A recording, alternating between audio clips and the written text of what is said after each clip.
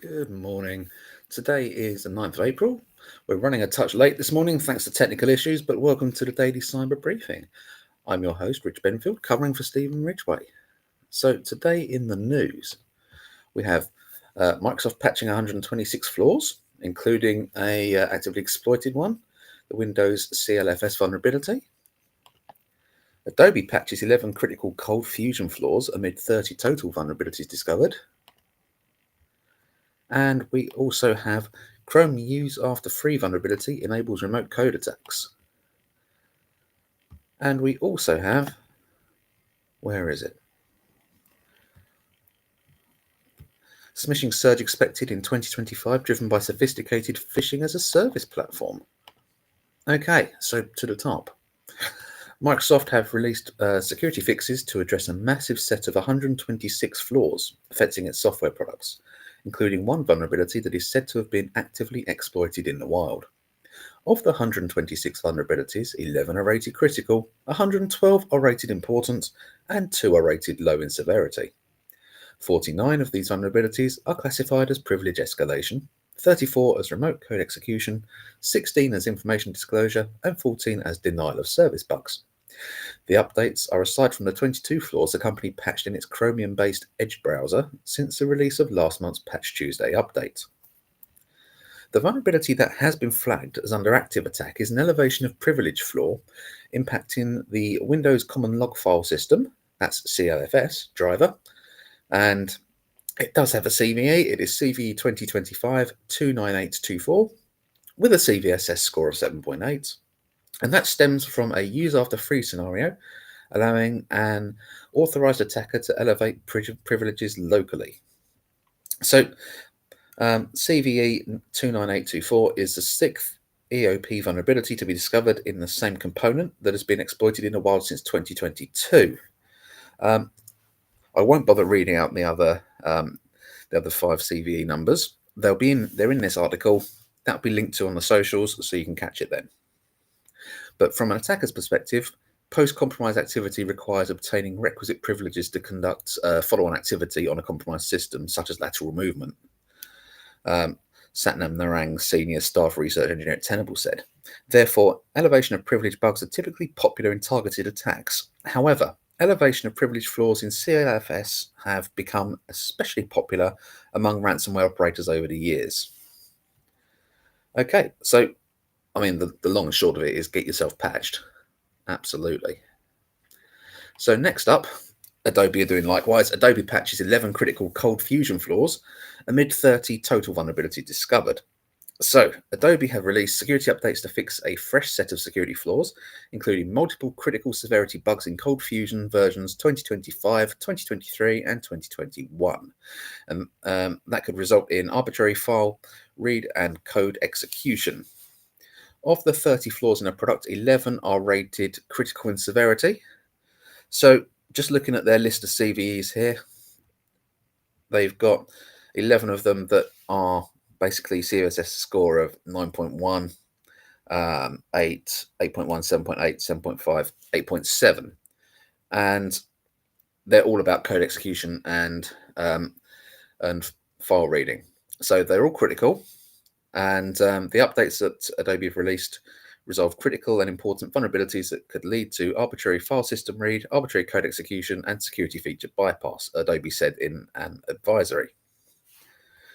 The vulnerabilities have been resolved in the versions of Cold Fusion, which are 2021 Update 19, 2023 Update 13, and 2025 Update 1. Fixes have also been released to address several out-of-bounds write and heap-based buffer overflow bugs in After Effects, Media Encoder, Bridge, Premiere Pro, Photoshop, Animate, and FrameMaker that could also lead to arbitrary code execution. And Adobe noted that it's not aware of any exploits for any of those shortcomings.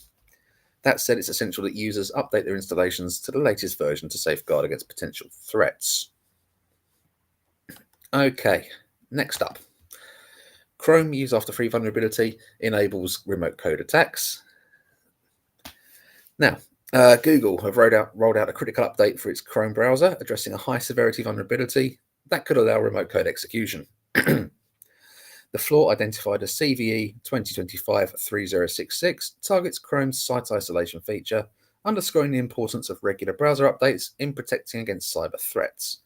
The update, released on April 8th, 2025, brings Chrome's stable channel to version 135.0.7049.84 and 0.85 for Windows and Mac respectively, and 135.0.7049.84 for Linux.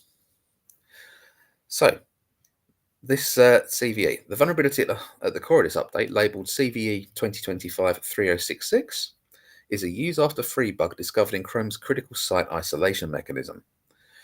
This feature is designed to safeguard user data by isolating web packages into separate processes, preventing cross-site data leakage. However, the flaw creates openings for attackers to exploit freed memory and potentially execute arbitrary code on targeted systems. Security researcher Sven Deist identified and reported the issue on March 21st, 2025, and in recognition of his contribution, Google awarded him with $4,000 under its vulnerability reward program. Use after free vulnerabilities are particularly dangerous because of their potential to escalate into remote code execution attacks. If exploited, such flaws could allow attackers to gain unauthorized control over affected systems, making them susceptible to data breaches or complete system compromise. While Google has not confirmed active exploitation of CVE 2025-3066, users are urged to update their browsers promptly to prevent any exposure.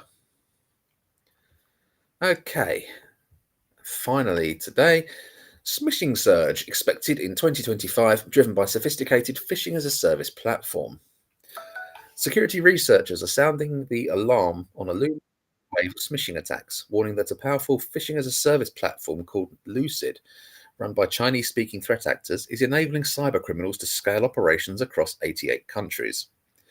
According to threat intelligence firm Catalyst, Lucid has evolved from local-level operations into a globally disruptive tool, with a sharp increase in activity anticipated by early 2025. The platform allows attackers to send malicious links via Apple iMessage and Android's rich communication services, bypassing traditional telecom network filters. It also features a credit card validator, helping criminals confirm stolen financial information in real time. Lucid's architecture offers an automated, subscription-based model that supports customizable phishing campaigns, leveraging anti-detection strategies like IP blocking, user agent filtering, and time-limited URLs to avoid scrutiny. Threat actors using Lucid are increasingly impersonating trusted entities such as government agencies, postal services, and toll collection services to deceive victims and steal sensitive data. The US has been hit particularly hard with smishing scams, prompting alerts from the FBI, FTC, state governments, and Attorney General. What sets Lucid apart is its efficiency and scale. Researchers say it can send over 100,000 phishing messages per day. Its structure includes roles ranging from administrators to guest users, with weekly licensing options and automatic suspensions for non-renewal. These campaigns are notably effective, with a reported success rate of 5%. By operating over the internet and using device fingerprinting and geo-targeted phishing pages, Lucid boosts its reach while staying under the radar. Its sources say phone numbers through data breaches, OSINT, and darknet markets, making it it sources phone numbers through data breaches and OSINT and darknet markets, making it one of the most sophisticated phishing as a service platforms today, alongside others like Dracula and Lighthouse. As cybercriminals continue to embrace this plug-and-play model, experts fear smishing will become an even more pervasive threat in the months ahead. Well, nothing like ending on an optimistic note, eh? Okay, well, thank you for listening. The links will go out in the socials shortly, and normal service will be resumed tomorrow on a daily cyber brief.